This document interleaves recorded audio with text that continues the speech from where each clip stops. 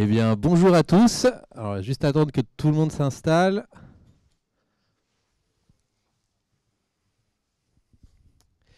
Et on va vous parler de Value Stream Mapping. Donc, Inbar vient d'en parler un petit peu juste avant sur sa partie Measure and Grow. Et donc, là, on va voir ce Value Stream Mapping dans une logique d'optimiser son delivery ou le delivery de son équipe, de ses équipes, grâce à cet outil. Alors, je vais prendre la télécommande. Donc, déjà, pour se présenter, donc moi, c'est Pierre Carpentier. Je suis manager au sein du centre d'expertise digitale donc de Sopra Steria Next. J'interviens globalement chez nos clients sur différentes postures, en tant que consultant en transformation, principalement sur les sujets organisationnels, donc mise en place de modèles. Aussi coach agile sur l'accompagnement des équipes, aussi bien des équipes IT et aussi en ce moment pas mal des équipes business. Et un dernier volet aussi en tant que formateur où je vais accompagner les clients sur la mise en place de parcours de formation sur des rôles, soit sur des rôles Scrum, et puis aussi on le verra sur de l'acculturation Craft DevOps, ou aussi en tant que SPC sur du Safe. Donc voilà, moi aussi je viens de milieu technique, j'ai commencé en tant que développeur, j'ai travaillé ensuite en tant que Scrum Master. J'ai fait un petit détour aussi du côté obscur en tant que chef de projet Cyclone V. Donc voilà, et c'est ces éléments qui aujourd'hui m'amènent à me passionner pour la culture agile et la culture aussi DevOps, et tout ce qui touche à l'optimisation du delivery, à la fois sur les parties techniques et organisationnelles, donc ce qu'on va voir un petit peu à travers l'outil qu'on vous présente aujourd'hui. Et je remercie William d'être venu pour m'accompagner sur ce Rex, sur cette journée. Donc je te laisse la main. Hop. Bonjour à toutes et à tous. Donc William Léger, je suis manager au sein d'AG2R La Mondiale. Donc en quelques mots, AG2R La Mondiale, c'est un groupe de protection sociale sur les métiers de la gestion patrimoniale, l'épargne retraite supplémentaire, la retraite complémentaire, la santé et la prévoyance globalement. Donc ma mission au sein du service, c'est d'accompagner les différentes équipes produits, les équipes business line nommées chez nous, sur ces métiers-là pour les accompagner autour du delivery. Donc accompagnement du delivery et puis aussi le support sur les outils de fabrication et déploiement logiciel.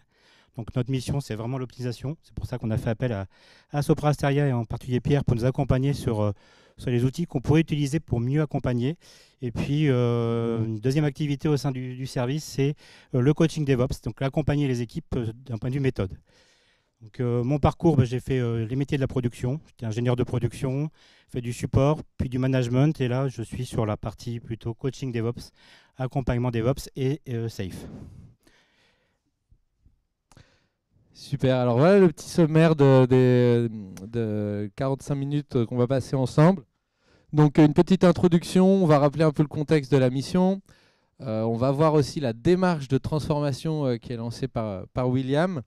Et puis ensuite un focus sur les outils, donc le CPOC, qui parle peut-être à ceux qui connaissent du Lean ou Six Sigma, et le Value Stream Mapping, dont on a un peu parlé tout à l'heure, et qu'on va essayer de creuser un peu en détail de manière plus opérationnelle, avec des exemples aussi aujourd'hui. Et puis on conclura sur l'utilisation de ces outils. Donc en introduction, le mot de la journée, c'est la transformation est lancée, et maintenant. Et maintenant que vous êtes transformé, que vous avez mis en place du continuous delivery, que vous livrez de la valeur en continu, ou vos équipes livrent de la valeur en continu, il va falloir trouver des outils adaptés pour pouvoir optimiser ce delivery. L'idée, c'est de passer à l'étape suivante. On parle de flux de valeur, et donc c'est pour ça qu'on fait appel ici à des outils Lean qui vont nous aider à changer de paradigme, changer de vision et voir le travail d'un point de vue flux et trouver des astuces pour l'optimiser. Donc la transformation est lancée et comme le disait Inbar tout à l'heure, on a lancé ces transformations, souvent peut-être accompagnées aussi de Sopra Steria, où on a défini le pourquoi. Pourquoi on voulait se transformer. Qu'est-ce qu'on attendait de l'agilité, en gros. Qu'est-ce qu'on attendait du business agility. Et donc, pour reprendre ce qui a déjà été partagé aujourd'hui, j'en ai peut-être pris d'autres, où c'est des éléments assez classiques qu'on retrouve aussi dans le rapport de State of Agile. On va chercher plus d'adaptabilité, être sûr de pouvoir changer nos priorités rapidement. Le fameux time to market, dont on parlait tout à l'heure. Des notions de qualité. C'est-à-dire qualité, on entend aussi ce qu'on voyait de satisfaction utilisateur.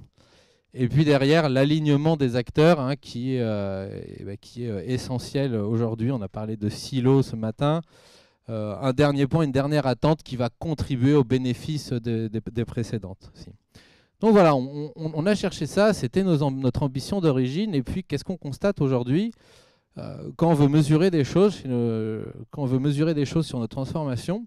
On a mis en place des indicateurs, comme on l'a dit tout à l'heure, de vélocité des équipes. Essayer de voir combien de points on produit par sprint ou par train, si on est à l'échelle.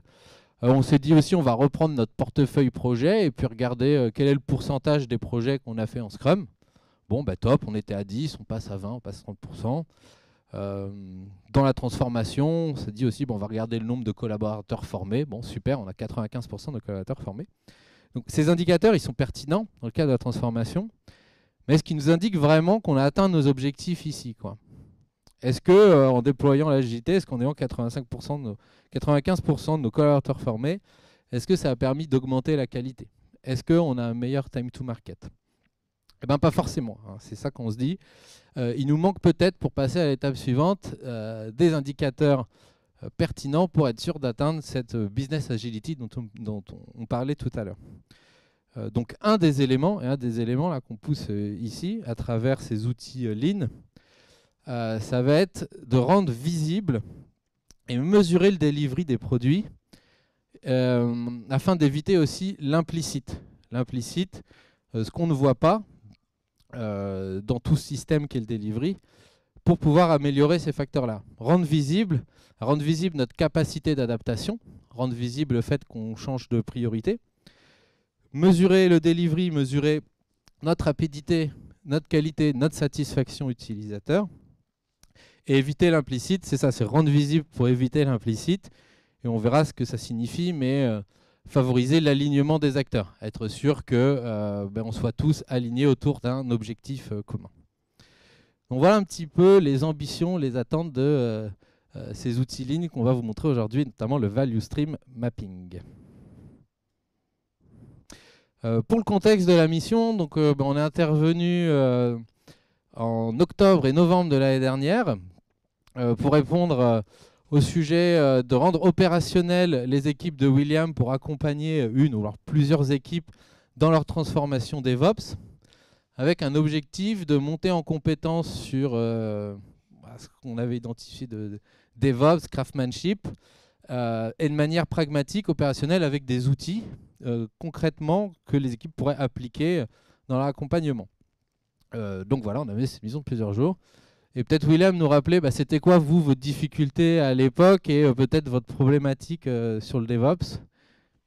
Oui, tout à fait. Alors, on avait effectivement besoin d'être très opérationnel pour accompagner les équipes et on manquait un peu de méthode parce qu'en fait, comme je vous l'ai dit tout à l'heure en introduction, en présentation, on avait un axe plutôt support aux outils de fabrication, donc on est plutôt technique et on accompagnait les Agile Teams, les équipes produits, à déployer leurs composants et les accompagner au delivery d'un point de vue très technique. C'est-à-dire qu'on mettait à disposition une plateforme d'intégration déploiement continu, CI/CD. On leur mettait des outils, mais ça ne parlait pas forcément. Et en tout cas, on était beaucoup trop technique et on n'avait pas la méthode. Et en fait, comme le disait Pierre, c'est qu'on n'avait pas les outils de mesure. C'est-à-dire, qu'est-ce que ça va apporter de mettre des outils en place pour délivrer nos composants? On sait déjà faire. On a déjà nos propres outils. Et qu'est-ce que ça va apporter? Donc l'idée, c'était de faire appel effectivement à Pierre pour nous aider à trouver des outils permettant de mesurer cette capacité à délivrer et répondre aux enjeux qui étaient proposés par la direction autour du plan d'entreprise, qui étaient les enjeux DevOps, c'est-à-dire ce qu'on a rappelé tout à l'heure en introduction, l'adaptabilité, le respect des coûts, enfin la pragmatique coût, la partie qualité, etc. etc. Donc, et puis l'alignement des acteurs, parce que très souvent, quand on est sur la partie technique, on est sur le delivery par environnement, mais on n'a pas une vision très, très globale et on ne répond pas forcément à tous les enjeux et on n'a pas cette prise de recul, en tout cas pour les équipes que l'on accompagne. Donc on avait besoin d'outils et donc du coup on a fait appel à Sopra Steria qui nous ont accompagnés et proposé notamment la VSM, la Value Stream Mapping, pour nous donner des clés d'accompagnement, cette fois-ci sur un axe méthode et moins technique. Alors, à la suite de cette mission, vous avez aussi lancé une démarche Agile DevOps plus large chez AG2R, hein, qui continue aujourd'hui à être exécutée. Je te laisse nous présenter rapidement cette démarche. Oui, donc en fait, effectivement, on avait dans l'organisation plutôt des coachs lean, des coachs agiles jusque-là, qui accompagnaient les équipes de leur côté sur la partie plutôt organisation et démarche agile, donc en mettant une organisation Scrum, des PO, des PM, etc. Et puis nous, on était de l'autre côté avec la partie axe technique où on proposait des outils, mais on ne se parlait pas forcément et du coup, on n'avait pas forcément de cohérence et d'alignement entre les acteurs d'accompagnement. Du coup, on a réfléchi à travailler ensemble et de par l'intervention et l'accompagnement qu'on a eu de chez Sopra Steria, on a réfléchi pour travailler ensemble, c'est-à-dire plutôt que d'accompagner les équipes produits d'un côté sur la partie technique pour une plateforme d'intégration de développement continu et de l'autre côté des coachs soit lean, soit agile pour les accompagner, on a décidé de monter une alliance ensemble, de travailler et d'avoir un point d'entrée pour les équipes qui nous sollicitaient selon leurs besoins pour optimiser leur delivery. Donc ça, il y avait une première approche agile, donc organisationnelle, et puis une deuxième approche lean pour analyser le process de delivery. Et du coup, on a défini une méthode commune. C'est pour ça qu'on l'a appelée démarche agile DevOps, parce qu'elle est complètement liée, avec 4 piliers. Le cadrage, c'est-à-dire qu'on écoute le besoin, parce qu'on s'est aperçu que si on arrivait auprès des équipes pour leur dire qu'il faut faire du delivery ou l'optimiser votre delivery, ce n'était pas forcément entendu. En tout cas, on n'avait pas les bons arguments. Donc l'idée, c'était d'échanger avec les équipes qu'on a accompagnées pour cadrer le besoin, identifier le périmètre sur lequel ils voulaient s'améliorer. Comme on l'a dit à plusieurs reprises sur toute la journée, il ne s'agit pas de tout traiter dans sa globalité, mais de choisir le périmètre sur lequel on a besoin d'être accompagné et d'améliorer en lien avec les enjeux qui avaient été édictés. Donc cadrer. Ensuite, deuxième point, c'était le diagnostic. Une fois qu'on a cadré le périmètre, on diagnostique en fait le process de delivery des équipes sur le périmètre identifié. Et on propose effectivement avec des outils qu'on va voir tout de suite après, des axes d'amélioration qu'on mettra en œuvre sur le troisième axe. Donc on accompagnera l'équipe à mettre en œuvre et à développer les plans d'amélioration. Et puis en fait on mesurera les gains identifiés suite à ces améliorations-là et on fera un prochain cadrage pour un autre périmètre si besoin. On reviendra sur une partie du périmètre si on n'a pas tout amélioré sur le premier coup. Donc une démarche globale et collaborative auprès des équipes Business Line chez AG2R. Donc les acteurs de cet accompagnement, donc en fait ce que je viens de vous dire, nos ambitions c'est d'avoir une démarche commune, cohérente et complémentaire, donc une cohérence d'ensemble sur l'agilité, le lean et le DevOps, parce qu'en fait le DevOps c'est vraiment l'extension en fait de l'agilité, des bonnes pratiques agiles, des bonnes pratiques lean, hein, on l'a vu. Nous accompagnons donc nos clients internes, hein, nos équipes de développement dans leur transformation en termes de qualité et les rendre autonomes, pas indépendants mais autonomes. Et puis monter en compétences entre pairs. Nous, on apprend aussi au coaching DevOps, parce que c'est un peu nouveau aussi pour nous. Et donc, on apprend sur les méthodes d'accompagnement de méthodes et du coaching DevOps. Donc, on a des équipes de transformation agile, des équipes qui sont mon équipe, l'équipe accompagnement et support delivery, et une autre équipe qui est dédiée à l'accompagnement et au support aux tests. Donc, voilà, et donc travailler avec les lignes et les approches collaboratives. Donc la démarche, cadrer, c'est présenter la démarche. Donc ça veut dire quoi? Ça veut dire présenter la démarche, ce que je viens de vous dire, donc avec les responsables demandeurs de l'accompagnement. Donc ce qui est important, c'est comme je vous le disais tout à l'heure, hein, c'est de bien prendre en compte le besoin des équipes. Il ne s'agit pas de proposer une démarche sans la collaboration et l'intention des équipes. Alors quand c'est en train safe, c'est la core team, hein. C'est elle qui est demandeuse avec les métiers aussi, puisque c'est un ensemble. Donc on présente bien la démarche et on fixe les objectifs ensemble. C'est quoi nos conditions de réussite et comment on peut accompagner pour optimiser votre delivery et que vous soyez de plus en plus agile et qu'on réponde à vos objectifs d'amélioration. Ensuite, on informe les acteurs, donc on onboard tous les acteurs. Donc dans un premier temps, on aura un premier outil où on va plutôt onboarder le management et le product management et le métier. Et puis ensuite, on va mettre en place une core team de transformation pour enfin lancer le diagnostic. Et on suivra à travers un backlog de transformation tous les actes d'accompagnement autour de l'optimisation du delivery. Donc la démarche diagnostiquée. Donc on a 3 outils qu'on a mis en place chez AG2R pour accompagner les business lines. La première, c'est les cartes de maturité. Donc au départ, on était parti plutôt sur un questionnaire, une matrice qu'on avait présentée à Pierre, qui était un peu scolaire et qui faisait peur parce qu'on faisait un état des lieux de leur maturité et c'était plutôt perçu comme une note, et du coup, ça plaisait pas trop, et du coup, on nous regardait un petit peu de travers en disant, bah non, mais c'est bien, mais vous notez, on n'a pas envie d'être noté. Donc c'est vrai, effectivement, c'était pas la meilleure approche. Donc on a réfléchi sur comment on pouvait les faire, enfin aborder ces sujets de manière beaucoup plus autonome, c'est-à-dire permettre à l'équipe elle-même de s'auto-évaluer. Donc on a mis en place un jeu de cartes avec la partie agilité, la partie Lean, la partie DevOps, donc toute la partie Ops. Et en fait, l'équipe s'est auto-évaluée avec un jeu de cartes et s'est positionnée.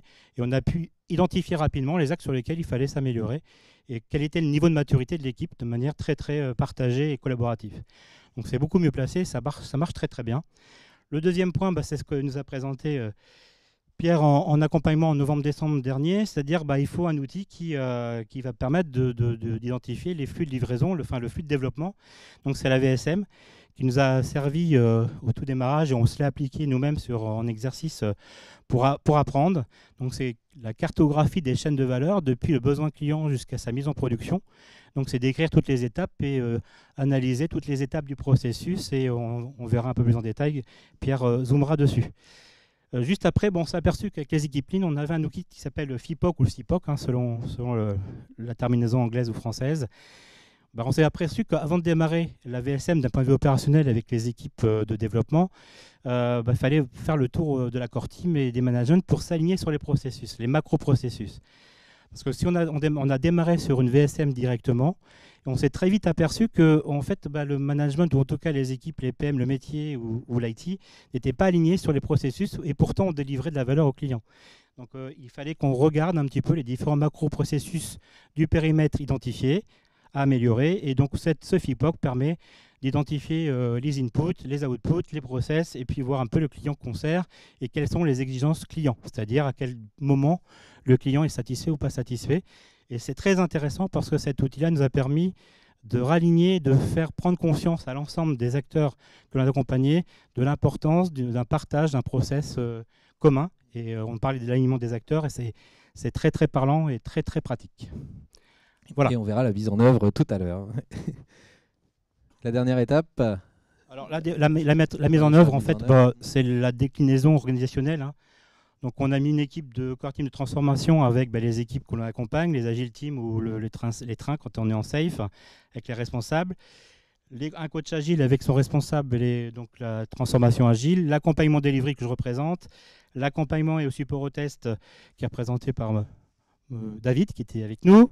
Et puis on a toute la partie dev team transformation agile aussi sur l'équipe de transformation. On va accompagner les équipes en direct. Et avec des points de synchro réguliers pour ajuster, puisqu'on est dans l'amélioration continue. Ça veut dire que cette démarche de mise en œuvre, elle est aussi ajustée au fur et à mesure du temps. C'est-à-dire qu'on a des points réguliers hebdo et on mesure notre avancement de transformation. Mesurer, ça c'est une partie importante qu'on a aussi abordée dans notre accompagnement Sopra Steria, c'était les indicateurs, parce qu'on manque d'indicateurs. Avant de transformer, est-ce qu'on est capable de, comme on le disait tout à l'heure, de mesurer notre capacité de délivrer, mesurer le time to market. Parfois on a l'implicite, c'est-à-dire qu'on pense que finalement on délivre en 3-4 semaines ou 3-4 mois. C'est implicite, on n'a pas trop zoomé sur les process, mais quand on regarde les étapes, on voit très vite que les indicateurs, on peut très vite prendre du time to market assez long, c'est-à-dire qu'on peut délivrer et parfois on s'en rend pas compte. Donc c'est-à-dire que prendre du recul via ces outils, c'est très intéressant. Donc des mesures, mesurer le flux de delivery, mesurer la rapidité de mise à disposition du code, les allers-retours entre le dev et la recette, des choses comme ça qu'on peut mesurer pour essayer d'améliorer. Et notamment on parle aussi de rupture d'acteurs, c'est-à-dire que parfois l'organisation pose des demandes qui sont émises d'une équipe à l'autre, qu'on peut assez vite gommer par des actions et des indicateurs qu'on aura identifiés. Oui.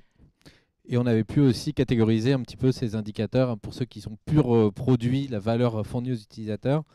On va dire un peu les indicateurs d'outcome qu'on a vu tout à l'heure, et puis des indicateurs purs de transformation qui sont typiquement les gains de maturité sur les éléments craft ou DevOps.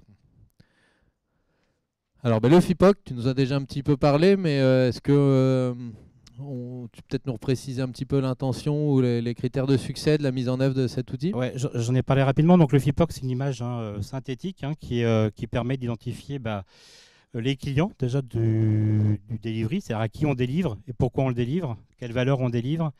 quels sont les livrables, les outputs et les process qui nous permettent de délivrer, en tout cas les macro-process qui nous permettent de délivrer les composants, en tout cas les attendus, les livrables aux clients, et puis les fournisseurs, c'est-à-dire quels sont les fournisseurs qui nous permettent de démarrer le processus. Donc l'intention, c'est de cartographier les principaux processus et puis surtout d'identifier la bande d'entrée, la bande de sortie, c'est-à-dire à quel moment je suis responsable de mon flux de développement et à quel moment je suis plus responsable, ce qu'on appelle les bandes d'entrée, bandes de sortie du processus.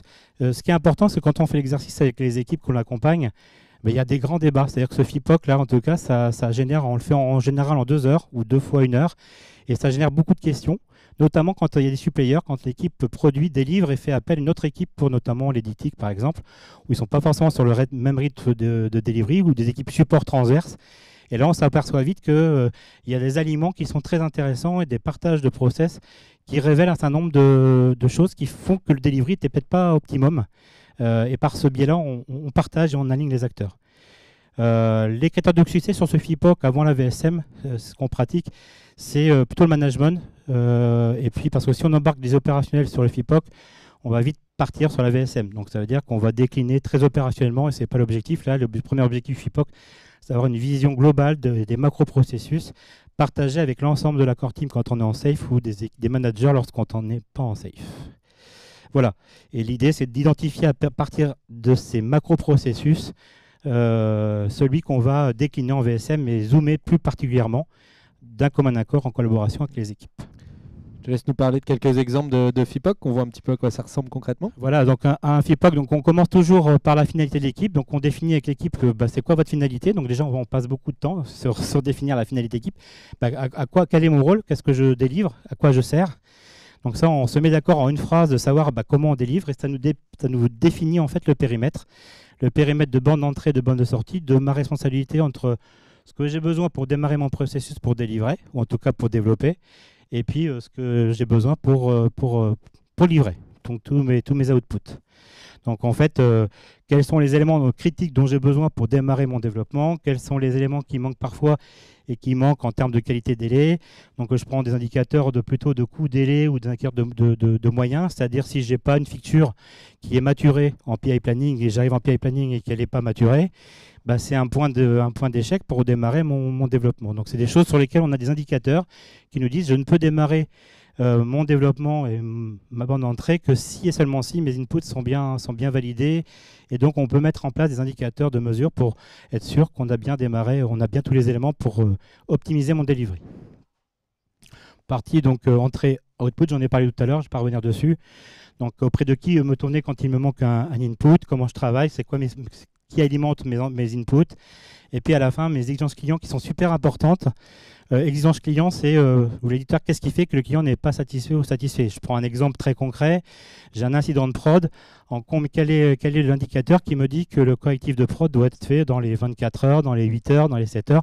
À quel moment mon client n'est pas satisfait? Tout dépend du produit, tout dépend de la valeur que je mets en prod. Mais ça peut avoir un indicateur fort, c'est-à-dire qu'on doit s'organiser pour que le client soit satisfait dans les meilleurs délais. Ok, bon, si vous avez des questions, on pourra revenir dessus après. Voilà un exemple sur Klaxoon. Tu nous as parlé un peu des difficultés, l'effet waouh. Je ne sais pas si tu veux redire un mot. La difficulté, c'est qu'il faut réunir les bons acteurs. Pour l'avoir fait, on a parfois onboardé plusieurs fois pour réunir les bons acteurs parce qu'il faut les acteurs qui connaissent bien les process, mais qui ne soient pas trop opérationnels. Donc il faut rester sur les macro-processus et donc voilà, c'est une petite méthode à acquérir pour avoir les bons acteurs. Et puis voilà, l'effet waouh, c'est que les retours d'expérience qu'on a eu sur les accompagnements qu'on a fait, c'est très fédérateur et c'est une méthode. Donc du coup, on n'arrive pas avec comme quelque chose de non construit et en disant voilà, on n'est pas dans l'implicite comme vous dites tout à l'heure, on est plutôt concret et c'est factuel et du coup ça plaît beaucoup parce que ça permet d'afficher, d'aligner tous les acteurs sur cette démarche-là. Ok, super. Alors après ce FIPOC, on a cet outil dans la démarche donc, de value stream mapping, donc de cartographie de la chaîne de développement. Et au-delà de juste une cartographie de l'aspect livrable, on est vraiment sur une démarche en fait, de cartographie. Donc ce qu'on veut atteindre, c'est ça. C'est une représentation du flux de développement qui va rendre visible les activités, donc ce qu'on fait opérationnellement, qui va rendre visible les personnes qui travaille sur ces activités, les systèmes, les interactions aussi qu'on va avoir sur ces différentes activités ou les interactions que les personnes vont avoir sur ces activités. Et la notion de process, donc ça va être l'ensemble des règles, des réunions, des éléments définis à respecter. On va voir leur impact, cartographier tout ça, tout ce qui est nécessaire en fait pour délivrer de la valeur, donc de l'idée à la production pour un produit ou un service, quoi. Donc ça, c'est vraiment l'enjeu, hein, de l'idée à la mise en production. C'est ce que tout à l'heure, on parlait de business agility. C'est ce qui m'intéresse au niveau entreprise. Et le FIPOC qui permet de cadrer un peu ça, hein. Dans le monde idéal, on aimerait bien partir de l'idée jusqu'à l'apport de valeur en production. Aujourd'hui, on voit que dans nos entreprises, c'est compliqué d'avoir toute la chaîne. Donc on verra aussi comment on va réfléchir à l'impact de ce périmètre par rapport à la chaîne globale, quoi. Donc on retrouve ici, hein, cette notion de time to market. C'est vraiment une durée entre le moment où j'ai l'idée au moment où elle m'apporte de la valeur. Et par rapport à cet outil, hein, on va parler de lead time. Voilà, c'est le terme employé sur le VSM qui va matérialiser cette durée, le total lead time. Donc voilà, on a cette idée et puis ces différentes étapes entre elles. Donc, comment on procède? Comme l'a dit William, on va faire plusieurs ateliers, mettre l'ensemble des parties prenantes qu'on peut avoir autour d'une table. Et alors souvent, un atelier, c'est souvent un peu compliqué, hein, ça va dépendre vraiment de la maturité des personnes. Et on va s'en rendre compte très vite, hein, de la maturité, hein. Souvent, parfois, on part sur 2 ateliers d'1 heure, puis au bout d'1 heure, on n'a toujours pas réussi à rien cartographier. Donc ça dépend un peu de la maturité. Mais voilà, on met tous les acteurs autour de la table sur plusieurs ateliers. Et la première étape, comme tu l'as dit, et ça c'est aidé par le FIPOC dans votre cas, on va définir le périmètre. Par quoi on commence? Par quoi on termine? Donc idéalement, c'est de l'idée à la mise en production. Qu'est-ce que ça veut dire l'idée, hein? Est-ce que c'est quand le business owner, en se brossant les dents le soir, il a dit j'aimerais bien faire ça dans mon application? Est-ce que top, on déclenche le chrono du lead time? Voilà, c'est pas évident. Donc il faut aussi voir comment on transpose ça dans nos process. Donc on va peut-être se dire, dans le périmètre, l'idée commence quand côté métier, ils ont créé la feature dans Jira avec quelques éléments. Ou alors j'ai un comité de pilotage qui va me valider un besoin. Donc on va essayer d'identifier ce début. Et puis cette fin, potentiellement on se dit la mise en production c'est pas mal. Ça peut être aussi l'activation en production. Ou alors la validation, si vous êtes encore plus mature, validation de l'hypothèse métier de base en production. Donc c'est important de définir ce cadre. Et ça va donner aussi notre niveau d'agilité. Si on travaille avec un niveau d'équipe où mon entrée c'est mon sprint planning et ma sortie c'est à la fin du sprint, le value stream mapping va être intéressant, mais on va s'éloigner de notre ambition première qui est d'avoir ce total lead time, le temps de cycle complet qui représente vraiment le time to market, quoi. Donc déjà un premier point, les bornes vont nous permettre de voir par rapport aux interlocuteurs, est-ce qu'on est sur un bon niveau de pluridisciplinarité des acteurs qui nous permettent de couvrir toute la chaîne. Ah ben non, les métiers ils n'ont pas voulu venir, on leur parle pas trop, donc on ne sait pas trop ce qui se passe avant.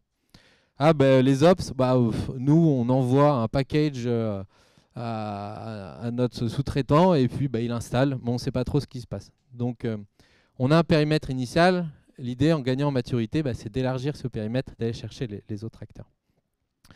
La deuxième étape, ça va être de mapper les activités qu'on a entre les deux. Donc sur des équipes très matures, ça va aller très vite. Certains, c'est génial en plus, ils utilisent Jira, ils reprennent le workflow Jira. J'ai toutes les activités. Donc souvent, ça ne se passe pas trop mal au milieu. Quand on est entre sprint planning, vous êtes avec votre équipe Scrum de développement, à connaître à peu près son process. Ça devient un peu plus compliqué. Souvent, quand on demande au métier, comment ça se passe, quel est le process? On n'utilise pas vraiment Jira, on n'a pas vraiment de process. Ça dépend, si c'est du yard ou si c'est telle partie, c'est avec telle entité, donc le process il est comme ça. Donc là, on voit aussi la maturité de la logique de flux. Est-ce qu'on a bien un process qui est défini? Est-ce que le process il est complètement erratique? Ça dépend totalement du type de demande. Donc voilà, la difficulté en fait qu'on va avoir à faire cet exercice va aussi nous donner des indications sur le niveau de maturité et la logique de flux, quoi. Donc voilà, on mappe toutes ces activités. Et puis pour les familiers de Safe, on retrouve bien ici ma Continuous Exploration, Continuous Integration, Continuous Deployment et le Release and Demand. Donc ça va nous aider aussi à se poser les bonnes étapes. Donc là, on va vraiment pour ces activités, en quelque sorte, avoir vraiment un point de vue du travail à réaliser, quoi. J'aime bien cette image où je prends mon idée, j'ai une feature au début, je monte dans mon petit véhicule qui est ma feature, et puis je prends la route et j'essaye de voir par toutes les étapes dans lesquelles elle va passer. Il va y avoir des feux rouges à un moment, on va peut-être être bloqué, des moments plus difficiles, des moments où ça va aller plus vite, des moments où ça va être automatisé, des moments où il va y avoir des dépendances. Mais voilà, le changement de paradigme, il est là. On se met du point de vue, on prend la route avec les user stories et on adresse le chemin de son point de vue, quoi. La user story ou la feature, peu importe. Le troisième point, on va identifier les acteurs. Globalement, c'est les gens qui sont autour de la table. Si on en identifie d'autres, on pourra les inviter à la prochaine réunion. Mais on a quand même envie de savoir qui intervient sur telle partie. Et là encore, c'est comme les étapes, ça va susciter des discussions. Oui, mais on a besoin d'un tel. Oui, mais un tel n'est pas dans la boucle. Ah ben lui, il est peut-être consulté, etc., etc. Donc là aussi, ça amène des discussions intéressantes, des confrontations de vision. C'est là où on entend « Ah, mais en fait, vous avez besoin de nous ici. On ne savait pas que vous avez besoin de nous sur l'analyse d'impact, etc. » Donc ça va aussi entraîner des sujets organisationnels de collaboration entre les parties prenantes, quoi. Donc souvent une étape assez facile, mais qui amène quand même parfois des révélations assez intéressantes. Et le dernier point, ça va être le calcul des indicateurs. Donc là, on arrive sur notre sujet de la mesure. Je vais aller assez vite, parce qu'on pourrait parler des heures sur les indicateurs. Mais globalement, il y a deux choses, hein, comme le disait Inbar tout à l'heure. J'ai ma logique de process time, qui est assez simple. C'est le temps de travail effectif que je mets sur une tâche. Voilà, je vais peut-être mettre un jour à rédiger une feature. Par contre, ce qui nous intéresse beaucoup plus, c'est cette notion de lead time. Donc le lead time, qui est la durée entre la fin de mon activité et la fin de l'activité suivante. Donc ça me donne quoi? Ça va me donner le temps d'attente en fait entre deux activités. C'est-à-dire ici, j'ai fini mon analyse d'impact. Super. Ma petite user story, elle est dans un backlog. En fait, je dois attendre 19 jours en moyenne, c'est toujours des moyennes, avant que le métier et les PO commencent à rédiger la feature. Et en fait, c'est là où on a un vrai effet intéressant de se dire, mais non, c'est pas possible, on ne peut pas attendre 19 jours ou un temps aussi long. Et parce que personne ne prend cette vision. C'est peut-être séparé, c'est peut-être deux équipes différentes. Et c'est là où on va regarder ce qu'on va appeler ces files d'attente ou alors goulot d'étranglement, si on commence à avoir beaucoup de tâches qui arrivent ici. Et c'est ça qui va nous aider à nous concentrer sur les vrais problèmes de notre flux, quoi. Donc voilà. Et puis on retrouve, si je fais la somme de tous mes lead time, mon total lead time, donc ici j'ai une moyenne à peu près de 73 jours pour transformer une idée jusqu'à la mise en production. Et on va voir cet indicateur aussi d'activité ratio, je crois qu'on l'avait calculé, je pense que c'est un bon indicateur où on va diviser le temps effectif de travail sur le temps d'attente. Et globalement, on se rend compte parfois, on met 3 mois à sortir une feature alors qu'on a bossé que 2 semaines dessus, quoi. Hein, donc c'est ça un petit peu souvent les ratios. Moi, je constate c'est entre 10 pour les plus mauvais, 25 pour les meilleurs, qu'on constate là-dessus. Donc on va essayer d'améliorer cette performance de flux. Pas une performance de productivité, mais une performance de flux. Donc voilà pour ces indicateurs. On va voir concrètement, alors, essayer de faire un petit tour sur Klaxoon. J'espère qu'à distance ça va fonctionner, mais il n'y a pas de raison. Donc on a utilisé Klaxoon déjà parce que la période faisait que c'était beaucoup plus simple. On était en distanciel, oui. Ouais, en distanciel. L'idée de ces outils-lignes, c'est de rendre visibles les choses et de pouvoir collaborer autour. Il y a quand même pas mal d'indications à rajouter, d'éléments chiffrés, des données, etc. Donc Klaxoon permet ça assez facilement. J'attends la fonctionnalité qui fait les sommes de total lead time automatiquement aussi, ça serait top. Sinon, voilà, il faut quelqu'un avec une calculatrice, ça se fait quand même. Mais donc voilà, on a fait ça sous Klaxoon et je pense que ça se fait aussi très bien en présentiel. Mais comme l'a dit William, il y a une volonté aussi de continuer à utiliser ces outils. Et donc, c'est ça, oui. C'est très interactif et collaboratif. Hein. C'est-à-dire que Klaxoon permet effectivement à chacun de participer, déplacer les tickets et d'avoir un débat et des échanges autour de la construction de cette VSM. Bon, on est un peu en retard, plus je pense, mon PC est verrouillé, mais globalement, l'idée, elle est là. Vous avez le VSM qu'on a pu réaliser sur l'équipe. Donc, on va mettre un post-it par tâche. Réaliser, rajouter qui sont les acteurs. Et donc, quand on analyse ça, ce qu'on va commencer à regarder aussi, c'est où sont les temps d'attente qui sont importants. Donc, on voit ici, par exemple, j'ai 20 jours d'attente ici pour installer un environnement de recettes. 20 jours pour une activité qui doit me prendre quelques minutes. Donc on va essayer de comprendre pourquoi. Et c'est là où on va avoir tous les acteurs autour, on va se dire pourquoi est-ce qu'il faut 20 jours, quoi. Donc derrière, directement, en plus en atelier, on va proposer les idées ici. Qu'est-ce qu'on pourrait mettre en place, quoi. Donc là, avec une logique peut-être d'automatiser des smoke tests, parce qu'au final, on s'est rendu compte qu'il y avait une problématique niveau test qui nous empêchait d'installer l'environnement de recette, etc., quoi. Souvent, on voit aussi le fameuse réunion de go-no-go pour pouvoir aller en prod. Donc on a des équipes DevOps, elles ont juste à cliquer sur un bouton pour envoyer en prod. C'est génial, on en parlait un peu tout à l'heure, hein, il y a pas mal d'équipes comme ça. Mais les Ops ont besoin d'un comité de validation. Le comité se tient tous les 10 jours ou une fois par mois. J'ai un temps d'attente moyen de 5 jours. Soit j'ai de la chance, le comité il est le lendemain, donc mon lead time il est raccourci. Soit ballot c'était hier, donc je dois attendre le prochain. Et dans ce cas-là, mon process il n'est pas du tout optimisé, quoi. Donc voilà, on a aussi mis en rouge qu'est-ce qu'on pourrait mesurer en plus pour nous aider sur ces tâches-là. Pouvoir aller voir ici la performance de l'équipe en ayant un burn-down chart qui nous donne un peu de visibilité. Avoir ici un sonar cube peut-être plus accessible pour avoir des indicateurs de calorimétrie de code, etc. Donc voilà. Il y a un dernier indicateur aussi, on a parlé de qualité, qu'on fait souvent dans un second temps après les lead time. C'est la notion de qualité du flux qui va se traduire souvent par le critère Create and Accuracy. En fait, la notion de qualité dans le flux, c'est très simple. C'est quand une tâche, elle va retourner une étape arrière. C'est assez simple. Je fais mes tests installation, environnement de recette, je fais des tests d'intégration. Il y a une erreur, il y a un bug, je remonte jusqu'en développement. Je suis en développement, le développeur il ouvre via User Story, il ne comprend rien ce qu'il y a dedans, il ne sait pas du tout comment commencer, c'est pas assez bien cadré, on retourne en arrière, il y a besoin de revalider. Donc tout ça, ça va poser des problèmes de qualité, c'est qu'on doit retourner en arrière dans le process. Donc ça ne sert pas on peut aller à fond ici, réduire mes lead time, mes process time, avoir un activity ratio à 80.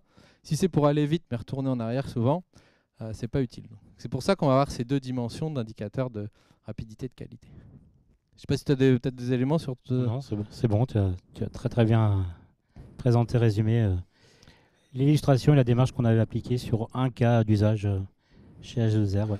Ouais, ça, on l'avait fait. On avait fait quoi? 3 ateliers d'une heure 3 ateliers d'une heure, oui. Ouais. Spécifiquement là-dessus. Donc voilà pour le Value Stream Mapping. Sur Klaxoon, pourra vous envoyer aussi les liens.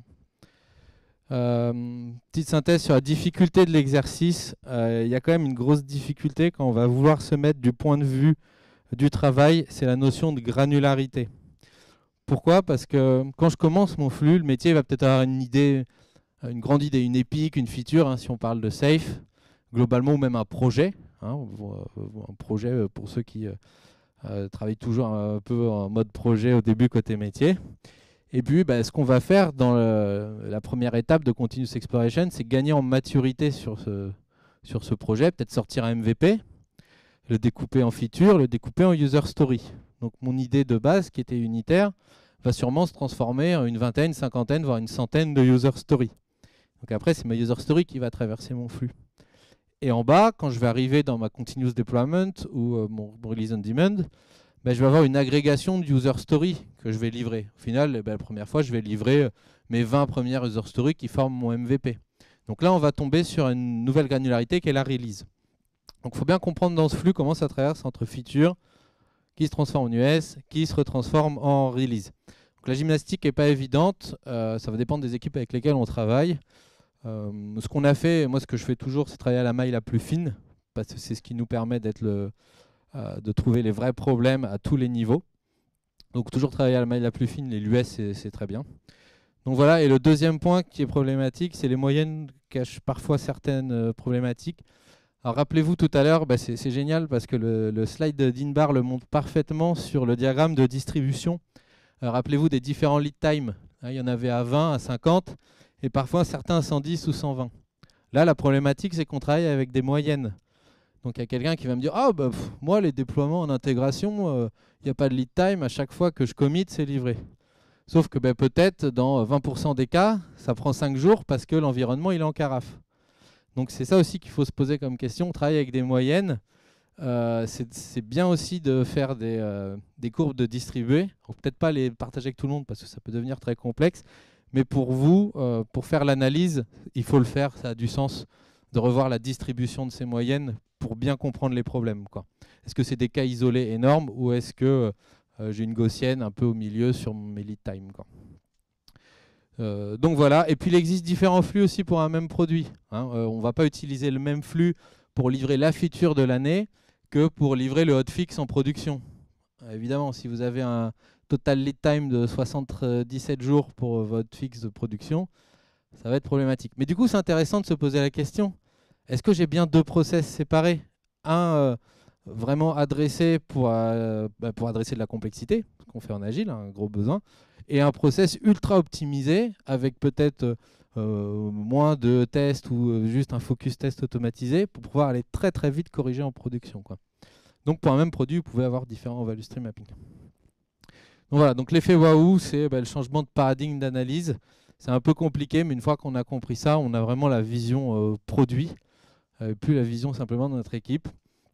Et on a une vision d'ensemble, on découvre les activités des autres. Combien de fois on entend « Ah, mais vous faites ça, vous, mais je ne pensais pas que votre process était comme ça. » Donc voilà, beaucoup de surprises qui se révèlent, quoi.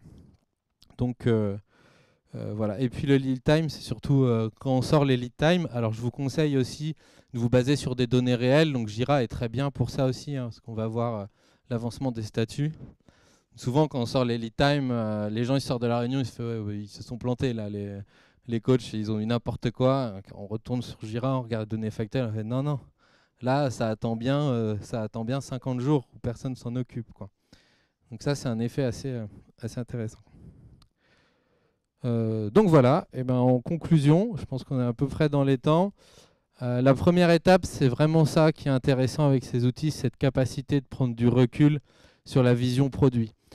On a bien souvent, traditionnellement, un axe d'analyse par équipe précise ou par domaine, par spécialité. Et en fait, là, ce qu'on veut, c'est une approche systémique. On ne va pas aller voir le travail des gens, mais bien la notion de système. Et bien souvent, les problématiques, elles ne sont pas sur les éléments de travail propres, mais bien aux frontières de ces éléments. Donc là, ce qu'on va s'intéresser, c'est justement sur les frontières, les moyens de communiquer, les moyens où le travail passe d'une activité à une autre, quoi. Donc je ne sais pas si William, vous avez sûrement par rapport à ça aussi peut-être quelques exemples de choses qui vous ont... Oui, enfin, sur la prise de recul de produit, c'est significatif, hein, effectivement, de permettre d'avoir l'ensemble du process et l'ensemble des étapes et la chaîne de valeur a permis à l'ensemble des équipes de prendre ce recul-là et d'avoir une vision d'ensemble, et comme tu le disais tout à l'heure, hein, d'être surpris sur les acteurs qui pouvaient participer au process, et du coup apporter peut-être des améliorations de ce fait, de cette visualisation des étapes. Et puis ouais, cette notion de collaborer, s'aligner aussi, où on va avoir une fameuse, un atelier, on va voir toutes les parties prenantes, tous les silos qui peuvent être représentés, et on pose le cadre directement de on veut améliorer le produit. On va certes parler chacun de nos silos, donc c'est là où on voit aussi la maturité. Est-ce que quand on va commencer à mapper la partie des métiers, est-ce que les ops y sont intéressés ou est-ce qu'ils sont ils sont sur leur PC? Donc c'est pour ça, je pense qu'en présentiel aussi, il y a un côté aussi quand on mène ces ateliers de pouvoir avoir des indications en tant que coach sur le niveau de maturité d'alignement. Quels sont les intérêts des métiers les uns par rapport aux autres, quoi. Et puis aller chercher pour s'aligner l'objectif commun qui est le delivery. Et moi, ça m'a donné une bonne vision de l'alignement. En fait, qu'est-ce que l'alignement? On en parle souvent, mais c'est compliqué. Mais en fait, on peut se rendre compte qu'avec deux personnes pensent avoir raison. En fait, elles font bien leur travail comme ça leur est demandé dans leur silo, dans l'organisation. Tout le monde fait bien son travail, en fait, mais on regarde que dans l'ensemble, ça ne fonctionne pas. Et peut-être là, le désalignement, hein, c'est pas ne pas être d'accord. Le désalignement, c'est dire... on pense bien faire, mais en fait, au global, ça ne fonctionne pas. Ouais, ça peut être juste sur le vocabulaire, hein. Parfois, il y a des débats sur le vocabulaire, on a une idée reçue. Et le fait de mettre ce qu'on met derrière un mot, ça peut permettre de s'aligner plus facilement. Ouais. Et enfin, le dernier point, bah, c'est ce qu'on parlait en introduction. Ces outils Lean vont nous donner des éléments de mesure concrets, à savoir bah, le lead time, les niveaux de qualité aussi sur les process, un ressenti hein, qui peut aussi bah, plus ou moins se chiffrer ou se matérialiser sur l'alignement. Quel pourcentage de problèmes de qualité sont dus à une incompréhension entre différents acteurs. On arrive à matérialiser ça, quoi. Et donc derrière, bah, si on arrive à maintenir cet outil, à venir le revoir régulièrement, ça va nous aider à piloter notre transformation et être sûr qu'on y avance, quoi. Et même si aujourd'hui voilà, vous êtes encore en cycle en V, vous pouvez faire un value stream mapping hein, sur le cycle en V. Vous verrez, vous aurez peut-être sûrement un activity ratio de 100%. C'est ça qui est intéressant, hein, parce qu'il n'y a jamais de temps d'attente. Par contre, on voit direct les différents problèmes de qualité, le coût des retours en arrière, le flux de demande et le ratio de fréquence, le fréquence des demandes qui est très faible. Donc voilà, on va mettre au regard toutes ces informations et voir comment on progresse sur un produit.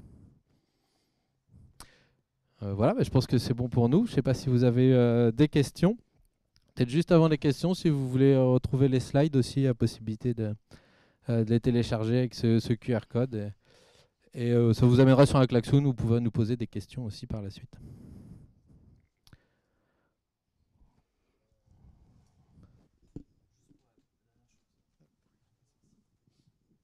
Sur la dernière remarque concernant le mettre en place sur un processus plus de type cycle en V, c'est-à-dire qu'on peut faire ce type de méthode, ce type d'outil, l'utiliser par exemple sur des approches plutôt projet que produit. En fait, projet, il faut qu'il y ait une notion de rythme, donc ça va être un cycle en V quand même qui est loti. On va avoir un développement qui est peut-être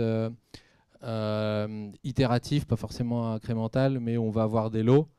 Ce qui se fait qu'on ne fait pas de cycle en V souvent de 2 ans. Hein. Il y a toujours une notion de lotissement. Il y a toujours un entre-deux en fait, hein, entre le cycle en V et l'agile. Hein. Il y a cette zone grise où on peut quand même utiliser l'outil pour pouvoir voir l'évolution que ça va procurer, quoi. Et j'ai une autre question aussi, c'est à la fois pour le cas d'AG2R et également de façon générale, est-ce que vous aviez un process défini, formalisé déjà, qui était mis en place au sein de l'entreprise auprès des collaborateurs?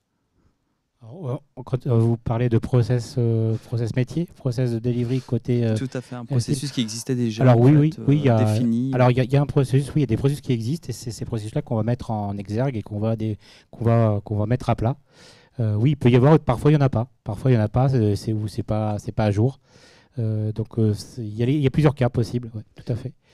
Et du coup, par rapport à ma question qui en suit, est-ce que les personnes en faisant ce genre d'exercice ne font pas que, en fin de compte, redonner ce processus qu'ils connaissent à travers l'exercice plutôt que montrer la vérité, en fin de compte, de l'exécution? On est aussi dans la logique agile d'établir le delta entre la standardisation d'un processus de delivery qui serait groupe et la réalité ou l'autonomie, l'auto-organisation que peut avoir une équipe dans son processus, quoi. Tout dépend de la maille dans laquelle on veut aller. Je pense que globalement, chaque entreprise a son macro-processus entre les différentes étapes et on va peut-être aller chercher certains éléments plus précis de l'équipe où là, il y aura de la liberté d'optimiser et d'amener certaines choses, quoi. Moi, j'ai jamais vu vraiment de contexte aujourd'hui où on a tout un value stream mapping qui est déjà clairement identifié. Parfois, ça va être un peu contraint, souvent dans les entreprises, par des workflows Jira déjà templétisés.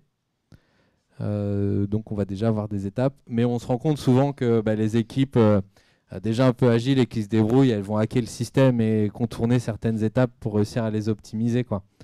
Et en soi, pourquoi pas? Après, c'est vraiment la question du compromis entre standardisation et auto-organisation. J'ai une dernière question après aussi. C'est à l'issue justement d'avoir construit ce value stream, comment est défini en fin de compte le plan d'action ou la définition des routes causes? Alors sur le plan d'action, en fait, on va vraiment le faire en séance brainstorming où nous, en tant que facilitateurs, on va leur apprendre à concentrer leur attention sur les problématiques. Donc on l'a vu tout à l'heure, les goulots d'étranglement, les problèmes de qualité. Après, par rapport à ça, ce qu'on a fait avec William, c'est aussi une séance d'acculturation sur du DevOps, du craft, pour donner les bonnes pratiques, des inputs qui permettent d'optimiser. Typiquement, faire du feature toggle, tu vois, séparer le release et le deploy va améliorer pas mal de choses. Donc, les équipes vont placer directement sur le flux les axes d'optimisation possibles. On va en discuter. Et puis après, souvent, on fait comme tout plan d'action assez classique, on fait une pondération entre la valeur qu'on pense que ça apporte. Donc la valeur, c'est l'expectation qu'on aura de l'optimisation du flux par rapport à la complexité de mise en œuvre. Et la complexité de mise en œuvre, elle est intéressante. Ça va être soit le coût que ça apporte. Je dois mettre en place SonarCube, donc je sais pas, il y a un coût de licence, un coût d'installation, etc. Ou aussi la complexité par rapport au périmètre. Et c'est pour ça que je pense que le FIPOC, il est intéressant. C'est de dire, nous, on a un périmètre où cette action, elle ne dépend pas de nous. Elle va dépendre d'acteurs externes et ça va être très compliqué pour le mettre en place, quoi. Donc on va faire un compromis entre valeur, complexité et prioriser le plan d'action comme ça, quoi. Et puis souvent le rentrer dans la démarche d'amélioration des équipes. Ouais, dans le backlog de transformation, effectivement. Merci beaucoup, en tout cas. Merci. Merci à vous.